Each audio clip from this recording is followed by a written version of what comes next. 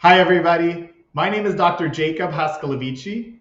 I am a neurologist and interventional pain medicine specialist, and I'm the co-founder and chief medical officer of Clearing, which is a comprehensive all-digital healthcare platform for people living with chronic pain.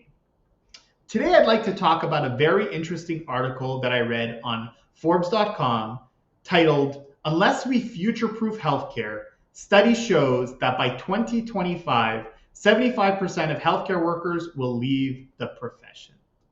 And so this article starts off by talking about a really important problem, which is physician burnout, and how the pandemic has exacerbated an already pre-existing problem that requires immediate attention. And the article, what it does is it points to a recent report that was published called Clinician of the Future. And in this report, they surveyed around 3,000 practicing doctors and nurses from all around the world, and in the hopes to shed light on some of the challenges that are impacting the profession and to provide some predictions of as to what reform needs to happen in healthcare in order to ensure a positive future for the profession. And so there are three main themes and areas which, according to the report, require greater support in order to ensure a positive future for the profession. The first is enhancing health technology skills. The second is a greater focus on the patient-provider relationship. And the third is an expanded healthcare workforce. So as someone who's practiced exclusively digital medicine and telehealth over the last year and having completed literally thousands of telehealth visits, I found this point particularly interesting. Because as you can see here, they say while clinicians may save time and see more patients thanks to telehealth, more than half of clinicians believe telehealth will negatively impact their ability to demonstrate empathy with patients. And there's actually a call to action here, where physicians and clinicians are calling for guidance on how to transfer soft skills like empathy to the computer.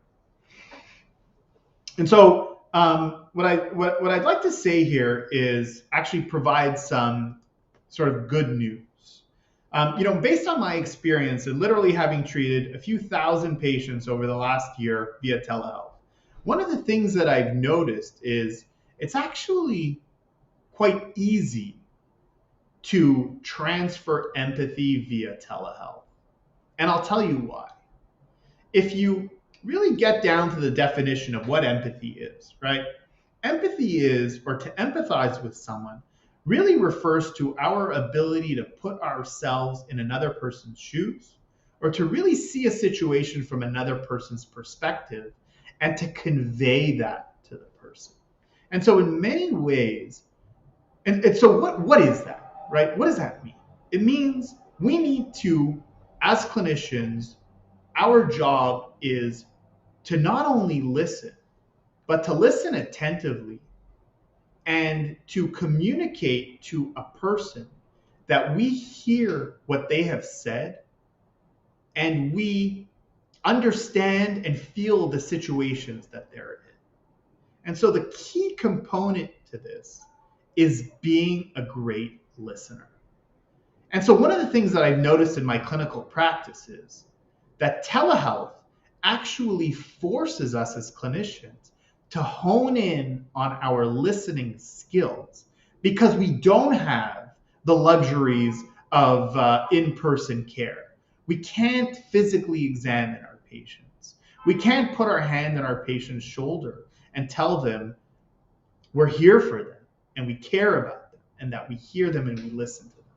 And so what is our skill? What is the best skill that we can use and optimize and take really for our advantage using telehealth? It's this ability to listen and to listen attentively and to really hear what our patients have to say and communicate that back to them. And that's something we can easily do with telehealth, right?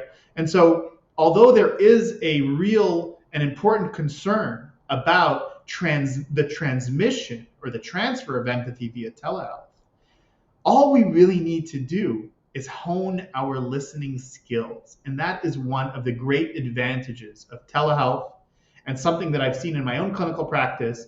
And I really wanted to kind of share with everyone here who has some of those concerns, and to really show how we can highlight the utilities of telehealth to provide empathetic care online using digital tools. So thank you all very much for your attention, and I hope you found this helpful. And please feel free to comment and like in the video below. Thank you very much. Have a great day.